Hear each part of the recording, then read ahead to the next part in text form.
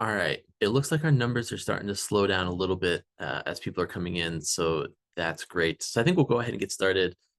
Just want to kick it off and say welcome to all of you who are joining us today.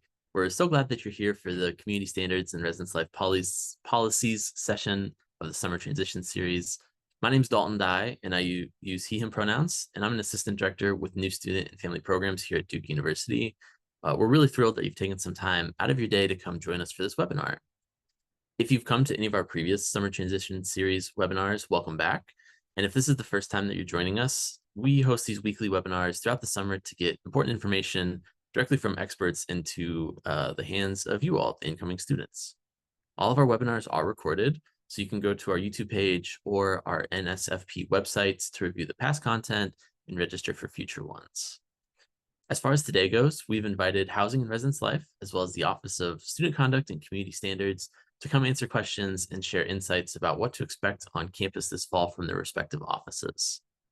Before I turn it over to them, I do just want to give you all a heads up that we'll be recording this webinar and posting it online after we're finished. So if you can't stick around for the whole time, you can always catch up on the content you missed at the end. You'll also see at the bottom of your screen a Q&A button, and this is your way of asking questions directly to the panelists.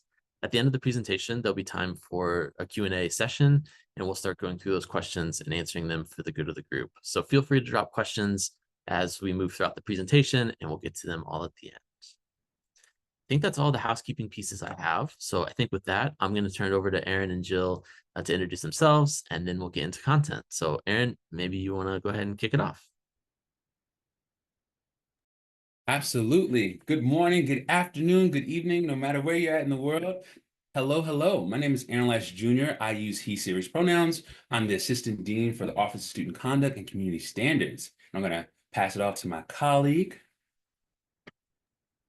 Hi, everyone. My name is Jill Solomon. My pronouns are she, her, and hers, and I am the Associate Dean for East Campus. So I'm really excited to meet all of you.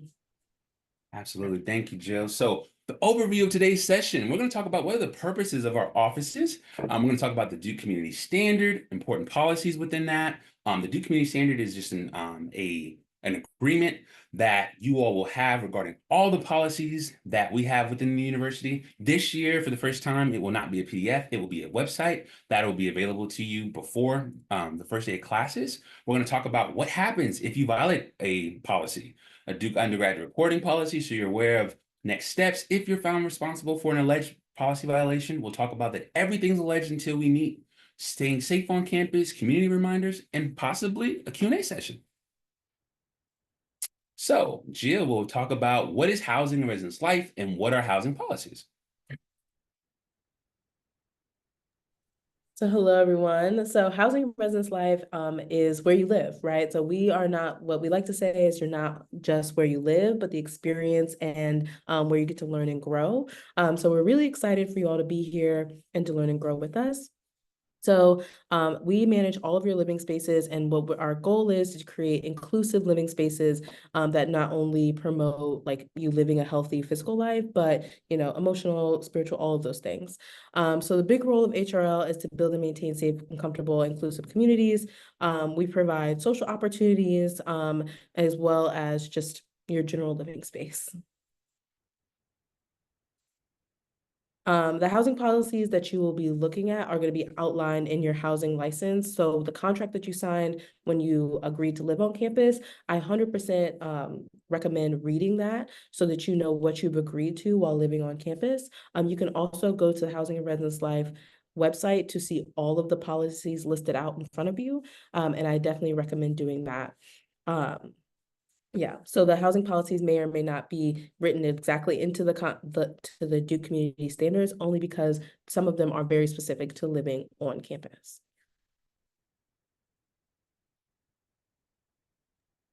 Absolutely. Thank you, Jim. So what is OSCCS and the Duke Community Standards? So OSCCS is the Office of Student Conduct and Community Standards. So for us, we're big on strengthening personal responsibility and accountability through investigation and resolution of alleged violations of university policies. Basically, our goal is to educate you all students regarding our policies. Educate, educate, educate. Oftentimes, when people think of conduct, for some reason they think, man, I'm in trouble. I'm going to the principal's office. My life's over. I put myself in this certain situation, or my friend put me in a certain situation, and I don't know what I'm going to do. The goal is to educate you all regarding alleged policy violations, regardless of if you are ever involved in an alleged incident. You're going to have the opportunity to discuss what transpired with the hearing officer. We're going to want to know your perspectives because context is key. We live in a society to where we don't want to assume anything. We want to get everyone's perspectives to figure out what most likely happened, and then just have education regarding how you're supposed to conduct yourselves. Remind you all, hey, when you got accepted to Duke, what did you want to accomplish? And when you find yourself in unfortunate circumstances, how are we going to grow from it? The biggest thing is we're very educational, very restorative, but ultimately we do have the autonomy to hold students accountable, but we do it in a restorative way. The Duke Community Standard is the body of beliefs combined with policies and procedures that express a standard for behavior that all Duke students agree to uphold as a commitment to enhancing our learning. Sometimes the most important resources that we have are each other, and just making sure that we're making sure that it's a priority to take care of one another and just respect one another, each other's beliefs, even if they're different from yours. So we have a little phrase, hold high the standard. You might see me at the East Campus or West Campus bus stop with my shirt, hold high the standard. So really just holding high the standard and just representing what you aim to embody during your time here at Duke. So why does the Duke Community Standard exist? To help guide students to decision-making within the Duke community and beyond, to help enhance a climate for safety, honesty, fairness, respect, and accountability at Duke University, and then to create a sense of belonging and shared ownership and responsibility for communities we share. You all are going to get to meet, thousands of great students within the residence life and outside of it. And we want to make sure that you are abiding by certain rules so everyone has a great time. And when someone is doing something that's unsafe or unfamiliar, hey, talk to them. We encourage each one teach one. We all represent the Duke community, so we want to make sure that everyone's doing their part and upholding that standard. Important policies and community standards. So these are the most prevalent Duke Community Standard and housing policies, policy violations: alcohol consumption, academic dishonesty, cannabis and other illegal drugs, fire safety and smoking, guest policy, hazing, harassment, quiet hours, and sexual misconduct. We'll go into a little bit of detail regarding these policies, but we just wanted to give you an overview of the most prevalent. And some of these policy violations may happen inside a residential space. So we'll talk about a little bit of housing specific policy violations on top of Duke Community Standard policy violations. Alcohol consumption. So ideally, the alcohol policy, underage possession/consumption, students under 21 years of age are not permitted to purchase, possess, or consume alcoholic beverages.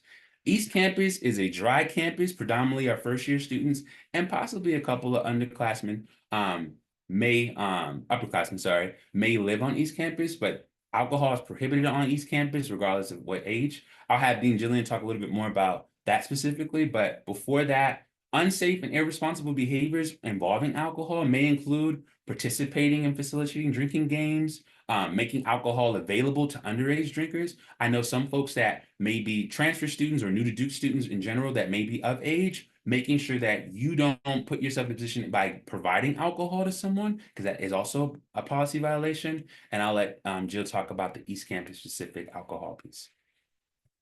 Yeah, so East Campus as a whole is a dry campus. The only parts of East Campus is Epworth, which is our DKU buildings. They are not specifically dry because they are juniors and seniors and might be 21.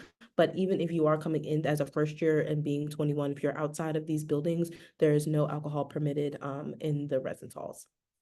And if you are in our DKU section of our buildings, or if you're a transfer student on West Campus, there you are allowed to have alcohol, but it's only beer, wine, and seltzers. You should not have any hard liquor at all. Thank you, Dean Jill. And the biggest thing I want to remind students is when they think of alcohol, they're thinking, oh, if you have alcohol in your room and maybe a friend brought it, oh, Dean Aaron, that wasn't my alcohol. The biggest thing is consumption and possession. If alcohol is possessed in your space, if no one takes responsibility for it, it can be on the room owners in terms of being found responsible or not. So just making sure that if you do have guests over, whether other Duke students or friends from different, places visiting, you're responsible for your guests' behavior. And we'll get into that, but wanted to bring up things that I noticed from students when I meet with them and just educating them upon, hey, just making sure that, they're aware of the rules. Academic dishonesty. So this is a big part. Shout out to Chat GPT. It's a blessing, but sometimes it could be a hindrance, in terms of, my work. But academic dishonesty, huge, across the nation. But in terms of the policies, the main three biggest factors we have is lying, cheating, and plagiarism. The biggest thing that I like to tell students that I see all the time, faculty members will submit incident reports regarding alleged policy violations. Sometimes you will get a syllabus, oftentimes, and it'll have, hey, specific instructions regarding the academic dishonesty policy. They may refer to the Duke Community Standard, making sure you abide by this, making sure you don't cheat, making sure you don't plagiarize. I tell students all the time, sometimes I'll see students submit a lab report, give that lab report to a friend, that friend may use the exact same language, and then that professor may find them responsible or may believe that they committed cheating. And depending on their syllabus and our language, that can violate it. So just making sure you're aware of your own work. You work so hard to get to Duke, so just making sure that you don't violate these things. We'll talk a little bit more in detail regarding adaptable resolutions, because just because if you are ever, and I hope none of you are found responsible for academic dishonesty whatsoever, a first-time offense for violating the academic dishonesty, it's an optional adaptable resolution that your faculty member can have. It's titled a faculty student resolution. With that, it's a one-time optional resolution process in cases of academic dishonesty for the first time involving Duke undergraduate students. If there's no record of no prior academic dishonesty offenses, the faculty member may desire to pursue this resolution, and the student would be eligible to receive an FSR. So meaning an FSR is you're only eligible for an FSR if you are an undergraduate student and if this is your first time violating this policy, allegedly. An FSR may result in, you meeting with the professor. The professor will say, hey, I believe you cheated. This is why. And you and them will discuss an appropriate resolution. The faculty member may propose, hey, due to you cheating on this quiz, you're getting a 0 and you can't sit by your friend that I caught you, cheating off of. You have 96 hours as a student to either agree to that resolution or disagree to that resolution. If you don't, our office will adjudicate and figure out if we're going to find you responsible or not. And our office, we use preponderance of evidence. It's basically 50% in a feather. Is it more likely than not that you violated this policy? And we utilize the policy language, the syllabus, evidence, those things, and we're going to get your perspective to figure out what happens. What I want students to recognize, regardless of any alleged policy violations, if we don't have preponderance of evidence to find a student responsible, we're not going to find a student responsible. We use preponderance to make sure, hey, is it more likely than not? If we can accurately say that, we won't find you responsible. So just because you're involved of an alleged policy violation does not mean you will always be found responsible. We want to make sure that students have due process, students are heard, things of that nature, because context is key. The faculty member, if you agree to it, it's not a part of your reportable history unless you do a subsequent violation throughout your tenure. And again, an FSR would not be a part of your reportable history. It's not something that's notated on your transcript. We'll talk a little bit more about the Duke undergraduate reporting policy regarding what's reported, what's not. The only things that are notated on a student's transcript here is Duke is suspension and expulsion. So we'll get into that a little bit more. So general policy, cannabis. Cannabis or other illegal drugs are not permitted in the residence halls or Duke campus, meaning students may not consume, manufacture, distribute, possess, be under the influence of cannabis or illegal drugs.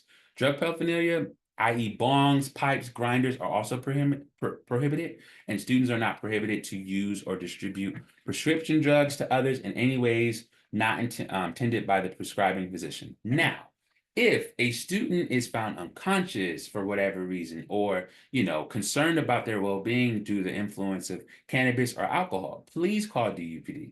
That student will not necessarily have a disciplinary conversation with us. We want to make sure that they're well. They would qualify under our amnesty policy, which is under our health and safety initiative. So if you see someone inebriated to the point to when you're concerned of their wellness, please notify the RA on call, RC on call, DUPD, so that way we can get that assistance.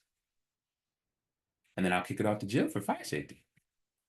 All right, y'all. So fire safety is really important because, we don't need the buildings to burn down. We want to come all together and make sure we're protecting our communities. So candles or any open flames are not permitted in the residence halls. So the only caveat to this is that you are allowed to have a candle, but you're not allowed to light it. So if you're thinking about bringing a candle with you, think about it purely as decorative, and not as anything that you can actually light in the residence halls. Certain appliances are prohibited due to the heightened fire hazards, and this is things like hot plates, and like those things are just very fire flammable. So please keep those at home. No tampering with smoke detectors or fire extinguishers. So this includes covering your fire extinguisher with any kind of plastic bag or taking it off. All students must exit the building during fire alarms. So we do have fire drills throughout the year. We do have to have them like as a mandatory state practice. So please make sure that if you hear the fire alarm, you come out and you follow the instructions from your residence hall staff. This will ensure that when you have your fire drill, it's the fire drill that works, because if we fail the fire drill, we will have to do them again. So if you hear the fire alarm, just come on out of the building, because I promise it'll make it easier in the long run than to wait and try to hide it out. Duke is a smoke-free campus overall. This means no smoking inside the residence halls or on Duke property. So if you do smoke, or if you are bringing anything with you, you are not allowed to smoke in the halls at all, and you're not allowed to smoke on Duke campus at all. So keep that in mind as you're coming to campus. So with the guest policy, students can have guests for up to 3 consecutive nights. This needs to be approved by not only you, but your roommate. It's important to have these conversations because we are having a shared space, so we want to make sure everyone is comfortable in the room. So any overnight guests, you should be having conversations with your roommate on a pretty consistent basis before you have a guest. So you shouldn't, be pulling up and you're like, oh, my guest is here for the next 3 nights, and your roommate had no clue. We do need to make sure you all have that conversation to come to an agreement about sleeping arrangements and make sure everyone's comfortable. Please make sure all parties adhere to the roommate agreement. You will be filling out a roommate agreement within the first month or so of you getting here. So make sure you are honest about how you feel about guests, honest about how you want the space to be, and to be able to find some compromises. And students are responsible for their guest behavior while visiting. So if your guest was drinking while they were in the residence halls and brought alcohol to your space, you will be held accountable for their actions, because they are your guest. So make sure that you explain that to your guests when they get here, that anything that they do to violate Duke policy, though they might not be held accountable because they are not a Duke student, you will be held accountable because they were your guest and you are a Duke student. I will talk a little bit about hazing. So we have student organizations on campus. We have student organizations that are unaffiliated with our campus, that some of you will be, aware of, already be interested in. And we would just want you to be aware of hazing. Hazing is defined as any action taken or situation created, whether on or off university premises, that is harmful or potentially harmful to an individual's physical, emotional, psychological well-being, regardless of individuals' willingness to participate or its bearing on individuals' membership status. With hazing, anti-hazing, it's against federal laws. You want to make sure that if you are joining any student organization, whether affiliated or unaffiliated with the institution, it aligns with who you desire to be. It contributes to your personal or social goals, but also it doesn't violate, legal laws. So you want to make sure that, not just yourself, but others are safe at all times. No tolerance when it comes to hazing at the institution. You want to just make sure that you're abiding by this. And if you see any forms of it, there's different ways to report it. So acts of potential hazing may be reported, i.e. Hazing may include examples of being blindfolded, having to march in a line, sleep deprivation, intimidating acts, things of that nature. The Office of Student Conduct, this is our phone number, 919-684-6938. We have a link where you can document a reporting incident. We have anonymous reporting. We have a hazing hotline. The biggest thing is, but by maintaining the anonymity of the source is possible, but it may limit the extent of action that can be taken. What that means is, if let's say you submit an incident report anonymously, we can only do so much with it anonymous report. However, we can speak to the group, but in terms of trying to figure out factual information to hold people accountable, we do need folks to speak up about certain potential hazing acts, right? And again, it'd be alleged acts of hazing. We would meet with the student group or student to figure out, hey, we have received a report that this is going on. Tell me a little bit about that. So not accusatory, but figuring out what's going on, because everything's alleged until we meet. Even in a system like this, we aim to be restorative, not punitive, but then definitely want to take the allegation seriously due to the potential effects that can have on students and their loved ones. So me and Jill will tag team a little bit on this. Harassment, creating unwelcome environments. So I'll talk a little bit about the university policy. Unwelcome conduct based on protected status that is so sufficiently severe, persistent, or pervasive so as to significantly interfere with or alter the conditions of education, employment, or participation in a program, or creates a hostile working or learning environment that a reasonable person in similar circumstances and with similar identities would find hostile, intimidating, or abusive, i.e., being mindful with how you show up. I think as humans, we're not mindful with how we show up as often due to what's going on and whatnot. And I think if you just make sure that your actions align with your intentions and your feelings, I think we'll be good. And in this case, making sure that something that you may think may be comical or funny, just making sure that it doesn't hit this threshold because a student could has the right to report what they're experiencing, and someone may speak with you. Doesn't mean you'll be found responsible, but just making sure your conduct aligns with how you want to be perceived. Reports regarding the university policy of prohibited discrimination, harassment related to misconduct are reviewed and investigated by the Office of Institutional Equity. They also review and investigate all reports regarding Title IX as well. And I'll kick it off to Jill for the in-residence halls piece. All right, so in residence halls, unwelcome and persistent conduct or behaviors towards roommates or community members that is persistent and interferes with the ability to live comfortably or participate in activities within the residential community. So we are thinking about anytime you're feeling unsafe in your community, anytime someone is impeding on your space so much that you just cannot see this space as somewhere for you to live and to be comfortably.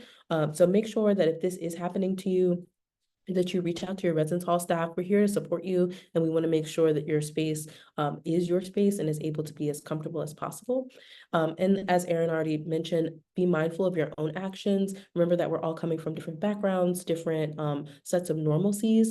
So what you may feel like is normal, may feel like a joke, or may feel like something that you're like, oh, everyone does this, may not feel like that to someone else. So make sure you're checking in on your relationships with your new friends, your new community members, to make sure that you are being the best community member you can be, and don't accidentally offend someone or make someone feel uncomfortable. Yeah.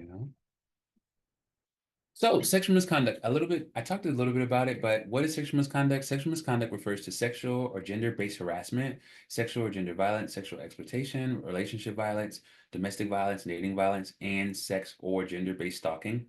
Federally, there have been ramifications within Title IX and sexual misconduct. There'll be new rules and regulations that will also be in an email that we send out to the university community regarding new policies and whatnot. Typically, Duke's policy on prohibited discrimination, harassment, and related misconduct, PPD-HRM, addresses sexual misconduct by students, undergraduate, graduate, professional, faculty, staff, and visitors. In addition to Title IX and other forms of sexual misconduct, the PPD-HRM addresses discrimination, harassment based on age, color, disability, gender, gender expression, gender identity, genetic information, national origin, race, religion, sex, sexual orientation, and veteran status. Very proactive in addressing this. So anything that falls under this would be adjudicated and investigated by Title IX if it doesn't hit one of the protected classes, but may more so be something of disorderly conduct, which is something that's within the Duke Community Standard, our office would then adjudicate it. So just making sure this is, unfortunately well known within nationally in terms of sexual misconduct, alleged acts. So just making sure that, we're being safe. If, you are confident, we have confidential reporting options. I will make sure I send that out to you all that Title IX has, to where you can go to different resources to express anything that you want to regarding this or other things. So want to just make sure you have your resources to support you and community members. Quiet and courtesy hours, kicking it back to Jill. So quiet hours and courtesy hours. So courtesy hours are 24/7. So what that means is that we expect you to be mindful of your volume while you're in the halls. Like, if it's the middle of the day and we're just screaming down the hallway, like that's going to be disruptive to our community members.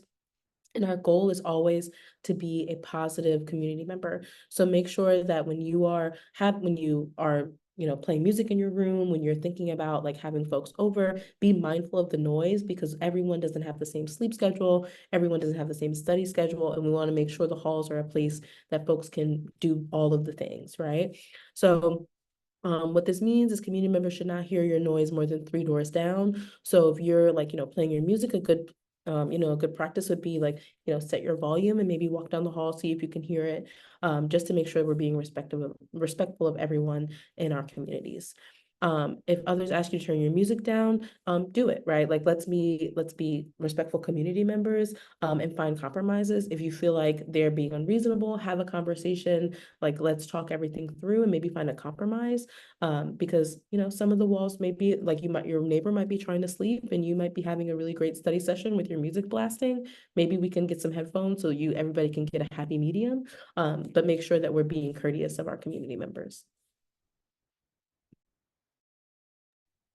So prohibited items, when you come to the residence halls, things we should just leave at home, weapons. So anything, like including but not limited to guns or any firearms, any tasers or stun guns, material art weapons, throwing stars, nunchucks, any type of knives. Make sure that you're leaving those at home as well.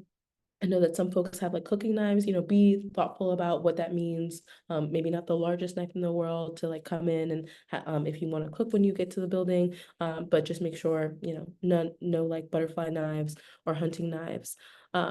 Any hot plates or candles or halogen lamps, so lava lamps, if you didn't know, or hoverboards. These are all things that just are not super conducive to our fire safety policies. Like I said before, you can have a candle, but can you light the candle? No, so I would just leave it at home. And if you are going to bring it, it's just going to be decorative. And then LED strip lights. So these LED strip lights just are flammable, so that's why we don't ask for them to be in the dorms. Water beds, you have a bed when you get here, so no need to bring the water bed. Personally owned air conditions or heating equipment, pets, unless you have an SDAO accommodation. So there are pet policies within our student disabilities office. And if you get it approved by then, of course you can have your pet, but if not, leave them at home. Alcohol and related paraphernalia, we discussed this already, and cannabis or other drugs or drug-related paraphernalia. We already discussed those things, so leave those at home. So what happens? Thank you for that, Jill. What happens if a student violates the Duke Community Standard? So, any HRO, residential staff member, student affairs member, or DUPD, if they're involved, they'll document an incident report. Students who violate policies may be documented by Duke Police, faculty, housing, residence life staff. That report will be forwarded to our office to review. Then you will receive a letter, a notice letter, emailing you, notifying you of the alleged incident. You see, y'all, I didn't say incident. Everything's alleged until we meet. You are not guilty until proven innocent. Everything's alleged until we meet. So you'll receive a notice letter via email and text message regarding, hey, checking your notice letter, making sure you know when we're meeting. Meetings are set based off your academic calendar, your course schedule within Duke Hub. If you are unable to meet, please let your hearing officer, RC, myself, know when you are available to meet. It's truly based off your academics. We want to make sure that, we're taking this seriously and we're meeting to be able to get through this. And what I like to tell students is even if you're documented incident, just because you had a bad moment doesn't make you a bad person. Raise your hand if you've had a bad moment. We all have. I was an undergrad a long time ago, grad school, not too long ago, but a long time ago. And we've all had bad moments. You're not defined by that. It's just educating and learning how to grow from the incident. So with that, depending on the severity of the incident, students may receive outreach via email from either an RC, an assistant dean of students like myself, a campus dean like Dean Jillian, or an assistance resident coordinator that you'll soon get to meet on East and West Campus. And our apartments as well. So they'll schedule a meeting titled an administrative hearing, amnesty, administrative conference. And you'll receive in the notice letter what those what an administrative conference is, which is non-disciplinary, what an administrative hearing is, which is something that could be a disciplinary process that could result in a responsible or not responsible finding. An amnesty meeting is talking about the health and safety initiative due to alcohol, being due to alcohol or cannabis that involved an EMS assessment or transport. So in the administrative hearing, during the meeting, students are given the opportunity to share their side of the story. The staff facilitating the meeting may also have questions regarding the incident in question, and they'll ask you to reflect on decision-making and the impact of your behavior on themselves and impact of their behavior. Please do not tell a hearing officer what you think they want to hear. We want you to be real with this. We want you to be authentic in terms of, hey, if you put yourself in a bad situation or you peer pressure got the best of you. We just wanted to see, hey, what happened? What would you do differently? If you wouldn't do anything differently, be honest. Like the goal is to educate, not judge you, not make you feel less than. This is a learning process. Life be lifing. You got classes, you got, what was it? Just a new found of independence. It's just newness. So you're going to make mistakes. We don't want you to define yourself based off your mistakes. We just want you to grow from it. So in this meeting, we really want to get to know you all through the incident because we're not judging you based off this. We just want to learn a little bit about what led to you making certain decisions or putting yourself in situations where, you know what, in hindsight, I might have could have did something different. So after this, you'll receive an email with the final outcome of, if it's a disciplinary process, if you're found responsible, what that will look like. You'll receive a decision letter via email that will indicate whether you're responsible or not responsible. In addition, you may receive an educational sanction.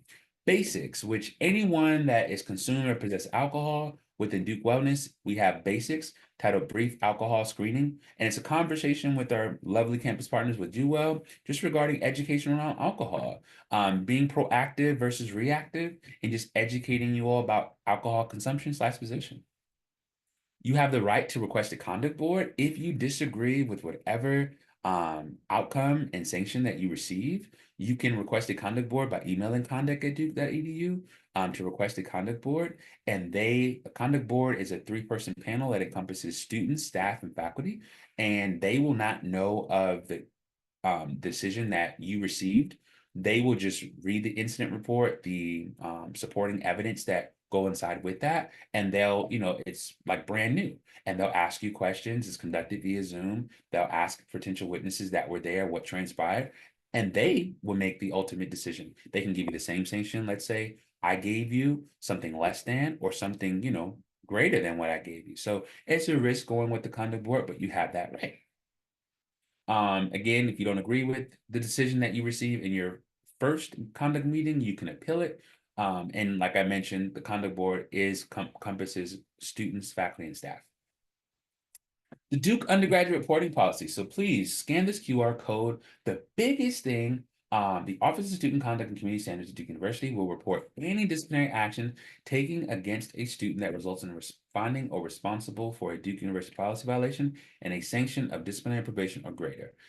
If you receive disciplinary probation, it is a part of your reportable history until you graduate. Once you graduate, we no longer report disciplinary probation. Once a student graduates, we only report suspension or expulsion, because suspension and expulsion are the only things that are notated in your transcript. A notation in your transcript. Let's say if you meet conduct meeting with Dean Jill and you're found responsible for, let's say, violating noise policy, our lowest level, as you can see if you're looking at the QR code, is admonition. That is a written notice. That is not a part of your reportable history. For folks seeking to go into law school, med school, they'll ask you, once you graduate, oh, hey, do you have a reportable history? You don't, because we don't report admonitions. However, we do encourage you to be honest about any disciplinary history taken against you. If you are honest about that, when those institutions ask us, hey, tell me a little bit more about that. We don't report admonitions, and we'll, include this undergraduate reporting policy, but oftentimes students, that are involved in first-time offenses of alcohol, they think, will this be on my record? It'll be a part of the conduct database that we have internally, but in terms of what we report out, the only thing we report out, disciplinary probation until you graduate, and of course, suspension expulsion, because that's permanently notated on your transcript. So, Jill will kick it off with staying safe on campus. So staying safe on campus is definitely one of our number one things when you come and you live with us. We want you to be able to be safe and feel like this is home. So DPD officers are fully commissioned by the state of North Carolina for full arrest power. So if you ever need anything, you can call 911. And most of the time, if you're on the in the Duke vicinity, or let them know that you're a Duke student, they will send over DUPD versus like the Durham police. There are blue light phones around campus. These are phones that you can use, like if you see a blue light and something's going wrong while you're walking or you feel unsafe, you can pick up the phone and you can immediately be connected with a police officer. So make sure that you can look around for those. Do not prop open doors. This is really prevalent during move-in. We can be very transparent that like our campus, we are a private university, yes, but our campus is within the Durham community. So propping open doors can lead to folks coming in that we don't want to be in our spaces. And we want to make sure that we keep you and your items safe. So please do not prop open doors during move-in. Do not prop open doors during the school year, because this leads to other community members outside of Duke getting into our buildings and maybe doing things that we don't want them to. So please make sure that you are keeping the building secure by closing the doors. That's the same for like tailgating in. You'll see people behind you, and the polite thing is to hold the door for them. If you have seen the person around your community, they live in the building 100%, hold that door open for them. But if you've never seen a person, don't be afraid to close the door. And if they're supposed to be in the building, they will have access to get into the building. But you by no means need to hold doors for folks to come in. So you can call DPD or 911. Next. Okay. Always lock your bedroom door. Always, always, always lock your bedroom door. Take your key when you go to the bath. If you're taking a shower and your roommate, even if your roommate's in the room, take your key. I can't tell you how many times we've gotten calls because you come back from your shower and your roommate locked the door. So please take your key every time you leave, and always, always, always lock your door. Walk with others. If you're walking from east to west or just walking around, we want you to be safe, maintain the buddy system, especially at night. Like we said, we're in the Durham community, so we can't always control our environment. There are Duke police officers that patrol our campus to make sure that we are as safe as possible, but to also double down on that, walk in groups. Make sure you use the safety system. So there is a Live Safe app that I suggest downloading before you get to campus. That the Live Safe apps allows you to like share your location with a friend, so that you can, if you're like walking back to your dorm at night, you can share your location with an estimated time of when you should be there. And if you're not responding to the app or letting that person know that you got in, they'll call the police and track your phone. So I definitely get the Live Safe app. The bus system is great. I say get on the bus if you're not feeling like you really want to walk. If someone is sick or injured, call your RA on call, contact DPD. The RA on call phone numbers will be posted all around your building. And on your first day, you will get your specific building's RA on call phone number. This number is our residential live-in staff. They're trained to meet up with you, make sure that you're doing well, to connect you with resources that can help you in that moment. So make sure that you're using that. And then always evacuate whenever the fire alarm goes off. The Duke Alert system, your Duke Alert system, it's a text message that goes to your phone. Make sure that you're checking those. So if you ever get a text from the Duke Alert, make sure that you're looking at that for like tornado warnings or any campus emergencies. That'll all come through there.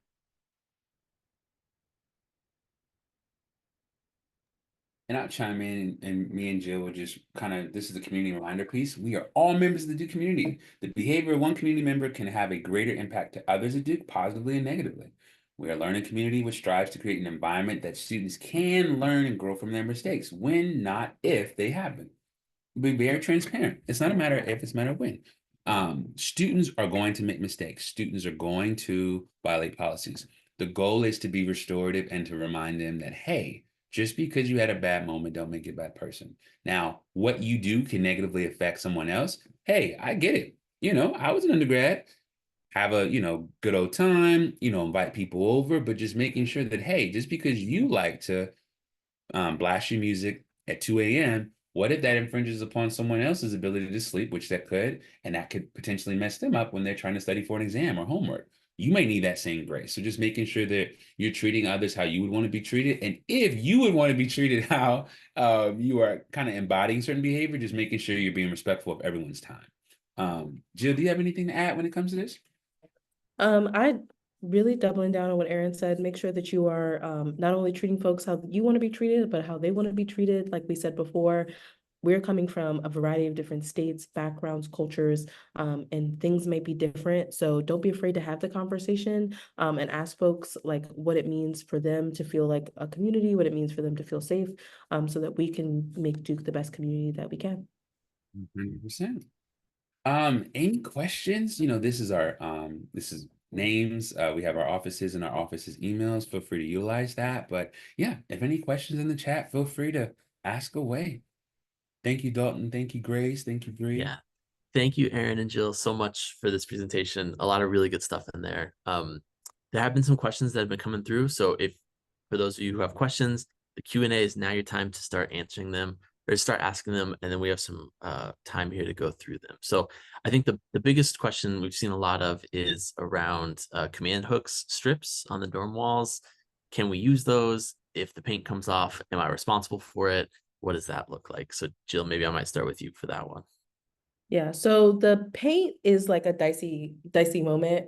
It's really about how much paint comes off, right? So like think about it. If you're, we understand there's wear and tear on the buildings, all of these things, but if your whole full wall is covered in paint removal, then that's a different conversation than like, the paint chipped a little bit and we just have to cover it up. So make sure if you're using command hooks or using command strips, you can use them. I would actually leave them up because our facilities team is much better at taking them off than we are.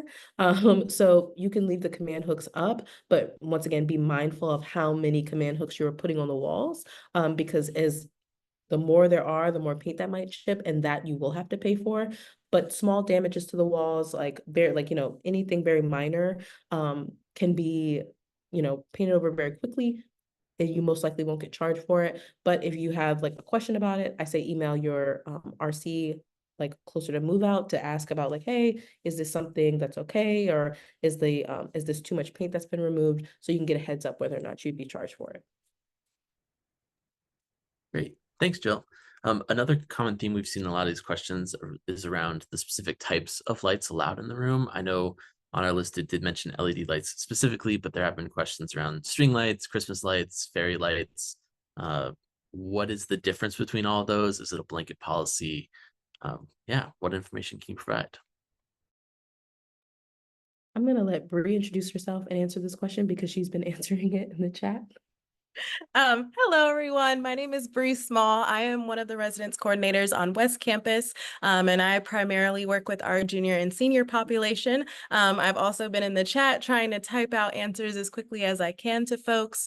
But to answer the question regarding the lights, so again, it's not necessarily regarding the type of lights that you all have. So string lights, fairy lights, they are, again, not necessarily recommended due to that potential of that paint removal. But if you do have lights that, maybe you want to like lay them across your kitchen table if you have one, or if you have, I think there was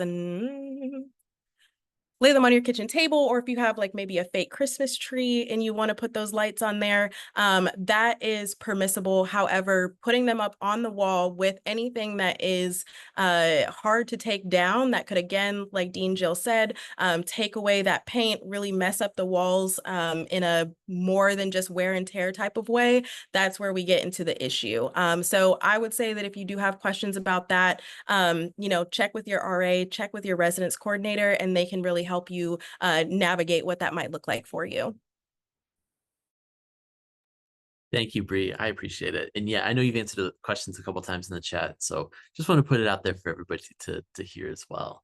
There are a couple of questions that are coming in that are asking about specific dorm rooms. Just to put it out there for everybody, our meeting today is specifically to talk about our policies and procedures with on-campus things. So if you have questions around your particular dorm room and how it's laid out, I don't know, Jill, is there a website that we could direct them to? I don't really want to get into answering all those questions here, but where should we point students to? Yes, so I will give like a blanket answer on like a couple of things. Every residence halls have common rooms with TVs and have kitchens. They might not be on every floor, but they are in every residence hall.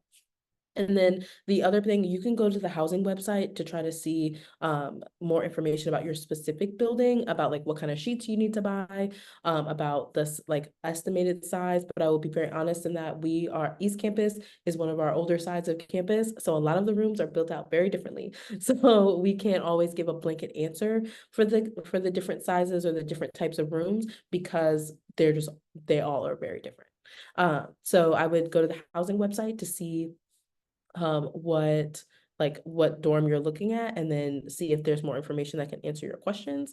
My number one suggestion is don't buy anything really large prior to coming to move in. I say move in with your like basic essentials and then hit the Target or the Walmart once you get here so you know whatever you buy will fit into the room and will fit comfortably into the room. Great. Thank you for that bit, Jill. I really appreciate it. Aaron, a question maybe for you. Could you talk a little bit more about the relationship between Durham Police, Duke Police, and your office as far as reporting goes and how those entities all communicate with each other? Great question. Thank you, Dalton. Absolutely. So, I'm not just saying this because I've been here for 6 years. And before I became an assistant dean, I started off in housing as a residence coordinator on East Campus. But Duke University Police has a great relationship with students here, not being biased, but in terms of, very friendly, very accommodating, trying to assist students, more so when there are incidents involved where cannabis, like for cannabis case in point, the UPD will come, be present on the scene with the RA on call or RC on call. They'll lean into, HRL, residence life to, assist the student if they're having a hard time. But again, they have to do their job in confiscating that material, taking pictures and whatnot. But very approachable, very accommodating. Oftentimes when students are in distress and need assistance, like we talked about, amnesty in terms of if a student's intoxicated and needs to be transported. Some of our Duke police members takes a student to the hospital if need be, if EMS is not able to for whatever reason, which rare, but DUPD has done that. So very friendly in terms of that. And then even campus police, Durham Police Department, anytime if you're involved in anything off campus, Durham Police Department will contact Duke Police, we'll be notified from it. So then we're always aware of those things as well. So we worked together in terms of getting reports, summaries of certain incidents. We get not just like maybe the RA's perspective, but then we get a report. Anytime DUPDs are involved in anything, we get a police summary regarding what's happening, and students will be able to know what that entails during an actual meeting. We can't give a copy, of course, but we can read to you out loud what DUPD kind of gave in that perspective. But very friendly, very approachable, and aim to be restorative. Yeah, that's great. Thank you. I know all three of those entities work pretty closely together, a lot of communication back and forth. So I appreciate the insight there. I think another question here is thinking about, and I lost what I was going to say. Boy. Great. Yeah, I blanked on that one. We do still have about 10 minutes left. Other questions that people might have. It came back to me as far as like a misconception. Like a student comes through your office, they go through the process, they have the result. What is their biggest takeaway that as you leave, they're like, oh, I was not expecting that. Like what are some misconceptions they might have that you could straighten out here in advance? I think honestly, it's usually that notice letter. When students get that notice letter, and and I know Bree in particular can speak to it, students are nervous, when they get that notice letter about, oh, you may allegedly violated something. Sometimes it's, the roommate that was not there during the party, but their roommate had a party and they didn't tell them, and then they get nervous. So again, everything, if you receive notice letter, just because you allegedly are involved does not mean you'll be found responsible. So just making sure that if you receive a notice letter for whatever reason, you will have an opportunity to say your piece, give your perspective. We do not contact parents regarding your involvement in any alleged policy violations. Now, granted, if you're transported to the hospital, typically that transport will be billed through your student's insurance. And if your parents is on there, they'll be notified. But in terms of if you break any policy, we're not notifying parents unless there's a health concern. So definitely probably preconceived notion, oh, you're gonna notify my parents. That is not the case. We can't do that due to FERPA, Family Educational Privacy Rights Act, which is a federal law. Unless you give us permission to inform your parents, we do not unless it's a health and safety piece. So that'll probably be the two biggest preconceptions. Great. Thank you for that. Other questions? It looks like our Q&A is dried up a little bit, which is great. I feel like that means it's a perfect presentation. We answered a lot of questions here. Any final closing remarks, things you want to leave everybody with? Aaron, I know you shared emails for afterwards, but maybe if students have more questions, how can they get in contact with you all? I'll put my personal email in the chat if people have any specific questions outside of utilizing the conduct at Duke. But no, enjoy this process, yo. Like this is fun. We're about to have a whole new year. We have elections coming up. We got a lot of busy stuff. So even though folks may view things differently, come from different backgrounds, learning how to respect each other's, differences in a healthy way is important because we're going to have different dialogues and whatnot. So just being respectful. So I'm excited to, meet you all, whether it's in conduct or outside of it. Hopefully it's outside of it. But even if it is, it's all love. So I'm excited to meet you all. Very same. I'm really excited to meet everyone and to get to know you all. I'm going to have a shameless plug to think about joining House Council and think about joining our East Campus Council, which will be a programming board this year. So I'm so excited. It's directly advised by me. So, if you're ever looking at getting more touch points with me, apply for East Campus Council. I'm really excited about that. And yeah, we're just excited to have you come and to see you on Moving Day. Bree, anything from you? Nope, just echoing those same sentiments. Cannot wait for moving day. Woo woo.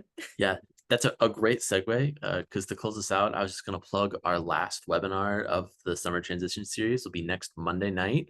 It's all about move-in as well as prep for orientation week. So we'll actually have two separate ones. At 6 p.m. Eastern will be for all first-year students and families. And then at 7 p.m. Eastern, it'll be for all transfer students and families. So please pay attention to your email. Make sure you're registering for the right link there. But those will be our last summer transition series events of the summer. So once again, if you've missed some that have been here previously, take a look at our YouTube page. Go ahead and look at our website. We have them all linked and posted there for you to review. And then get ready, come prepared with questions for next week because our time to Duke is quickly approaching. So I hope you all enjoyed the rest of your summers. Please let us know what questions you have. And then once again, thank you to Aaron, Jill, and Bree for taking time every day to speak with us. A lot of really great information. So I think with that, we're going to go ahead and end the webinar. And welcome to Duke. See you all in a couple weeks.